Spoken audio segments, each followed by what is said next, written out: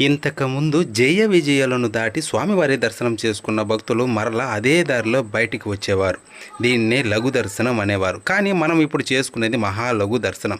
అలా కాకుండా అర్ధమండపం ప్రక్క గోడలు తొలగిస్తే దర్శనం చేసుకున్న వారు కుడి ఎడమలకు వెళ్ళిపోవచ్చు. ఇది అమలు చేయాలన్న ప్రతిపాదన తీసుకొచ్చింది టీటీడీ. ఇదంతా విన్న శ్రీ గణపతి స్థపతి గారి మనస్సు బాధతో నిండిపోయింది. అప్పుడు స్థపతి గారు దేవాలయ ఆగమ శాస్త్రంలో ఉద్దండులైన మహాత్ములచే కట్టబడింది ఈ ఆలయం.